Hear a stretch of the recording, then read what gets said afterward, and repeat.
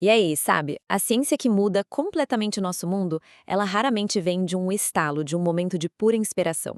Na verdade, por trás de tudo isso, existe um processo, um caminho bem estruturado, um método que transforma nossa curiosidade em conhecimento de verdade, um conhecimento confiável. Então, bora mergulhar nesse universo? Pois é, essa é a grande pergunta que vai guiar a gente hoje. A gente vai literalmente seguir os passos dos cientistas, desde aquela primeira dúvida, aquela primeira pergunta, até a gente chegar na construção de uma teoria super complexa. Vai ser uma jornada em tanto. Olha só o nosso mapa para essa jornada. Primeiro, a gente vai entender as ferramentas básicas. Depois, vamos explorar os diferentes caminhos para se chegar no conhecimento. Em seguida, a gente mergulha de cabeça no método mais importante. Vamos esclarecer uns termos que muita gente confunde e, para fechar, vamos ver como tudo isso funciona na prática. Fechado? Isso aí. Antes de sair construindo qualquer coisa, a gente precisa conhecer as ferramentas, né? Não dá para construir uma casa sem martelo e prego. Na ciência, é a mesma coisa. Toda grande descoberta começa com a gente entendendo os conceitos básicos, o feijão com arroz da coisa. E aqui, de cara, a gente já precisa separar duas coisas que muita gente acha que é a mesma: técnica e tecnologia. Pensa assim, a técnica é o como fazer, a habilidade. Já a tecnologia é o sistema todo por trás. É o conhecimento que a gente acumulou e que permite criar e melhorar essas técnicas. Usando uma analogia que eu adoro, a técnica é a receita do bolo. A tecnologia é toda a ciência da confeitaria, que permite criar novas receitas, novos fornos, tudo. Beleza, já temos as ferramentas na mão. Agora, a gente precisa de um mapa, certo? E na ciência, esse mapa se chama método. É ele que mostra o caminho para a gente sair de uma pergunta e chegar com segurança em uma resposta. E essa definição do Mário Bunge, olha, é simplesmente perfeita. Um método não é um chute, um eu acho que é por aqui. Não, é um procedimento claro, que tem regras e, o mais importante, que pode ser repetido por qualquer outra pessoa. É justamente isso que dá credibilidade para a ciência. Outro pesquisador, em outro lugar do mundo, pode seguir os mesmos passos e chegar aos mesmos resultados. Isso é muito poderoso. Ao longo da história, a gente pode pensar em três grandes estradas que a humanidade usou para buscar conhecimento. Tem a estrada do indutivo, onde você olha para vários casos específicos e tenta criar uma regra geral. Tem a do dedutivo, que, ao contrário, você parte de uma regra geral para chegar numa conclusão específica. E tem o dialético, que é super interessante. Ele funciona na base do conflito de ideias. Você tem uma tese, aí surge uma ideia contrária, a antítese, e do debate entre as duas nasce uma nova ideia, a síntese. Ok, agora vamos falar do método que é tipo o coração da ciência como a gente conhece hoje, principalmente da ciência experimental. Pensa nele como se fosse o roteiro de um filme de detetive, sabe? Um ciclo que não para de girar, com perguntas, pistas e testes. E toda boa história de detetive começa com o quê? Com um problema. Na ciência é igual. O ponto de partida é sempre uma inquietação, ué? Por que isso é assim?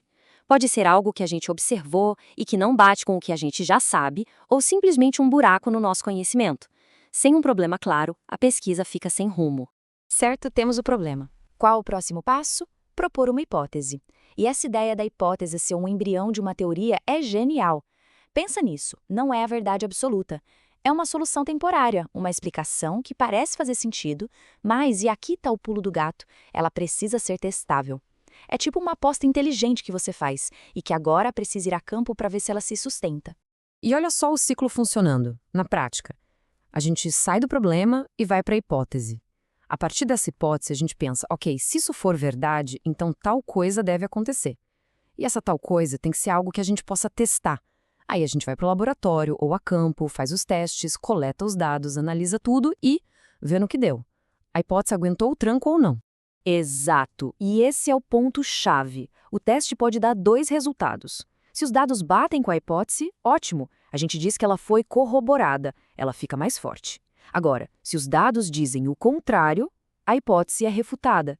E aqui está uma das coisas mais legais da ciência. Ser refutado não é um fracasso. Pelo contrário, é super valioso. Significa que aquele caminho não era o certo e que agora a gente sabe que precisa procurar outra explicação. Bom, agora a gente precisa parar um minutinho para arrumar a casa. Sabe aquelas palavras que a gente usa no dia a dia de um jeito, mas que na ciência significam outra coisa, muito mais específica? Pois é, Teoria é a campeã delas. Vamos botar os pingos nos is. Vamos olhar para essa hierarquia, que fica bem claro. O fato é a observação crua. Quando a gente usa antibiótico, a maioria das bactérias morre. Ponto. Isso é um fato. A lei vai descrever um padrão que se repete, como a lei da seleção natural. Agora, a teoria é a grande explicação. É o que amarra tudo. A teoria da evolução não só diz que a seleção natural acontece, mas explica por que e como ela acontece. Então, da próxima vez que alguém falar, isso é só uma teoria, lembre-se, na ciência, teoria é o nível mais alto de conhecimento que a gente pode ter sobre um assunto. É coisa séria. Tá, eu sei que tudo isso pode parecer meio abstrato, mas como é que isso funciona no mundo real? Principalmente para quem é da área de educação, de pedagogia. Como é que a gente aplica isso na sala de aula? Vamos ver isso agora. Para a gente poder testar qualquer hipótese, a gente precisa conseguir medir algo. E essas coisas que a gente mede ou observa são o que chamamos de variáveis. São as características de qualquer fenômeno que a gente está estudando, seja a altura de uma planta ou o nível de aprendizado de um aluno. E essas variáveis se dividem em dois grandes grupos. As quantitativas, como o nome já diz, são as que a gente pode medir com números, a nota do aluno, a idade. Já as qualitativas são as que descrevem uma qualidade, uma característica, o método de ensino que um professor usa, por exemplo. Agora, essa separação aqui é crucial para a gente entender relações de causa e efeito. Pensa assim, a variável independente é a causa.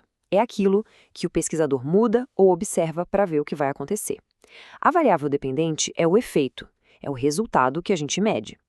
No exemplo, o tempo de amamentação é a causa que a gente está estudando. A resistência a infecções é o efeito que a gente quer observar. E olha aí um exemplo prático, direto da área da educação. Será que os alunos da turma entenderam a última aula? Isso é um problema de pesquisa perfeito. A hipótese pode ser: sim, eles entenderam. Como a gente testa isso? Aplicando uma prova. O resultado da avaliação vai ser o nosso dado, e a análise dessas notas vai nos dizer se a nossa hipótese foi corroborada ou não. Viu como o ciclo funciona? É legal a gente lembrar que por trás de toda essa prática científica existem bases filosóficas bem fortes. O empirismo é a ideia de que o conhecimento de verdade vem da experiência, daquilo que a gente pode observar e medir. E a lógica formal é a ferramenta que garante que o nosso raciocínio seja coerente. É essa combinação que separa a ciência da metafísica, por exemplo, que se preocupa com questões que não podem ser testadas no mundo real. E no final das contas, o grande resumo é este aqui.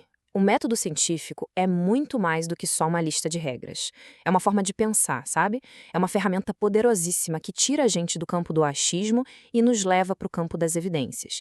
É o que transforma uma opinião em conhecimento sólido. E para a gente fechar, fica aqui uma provocação.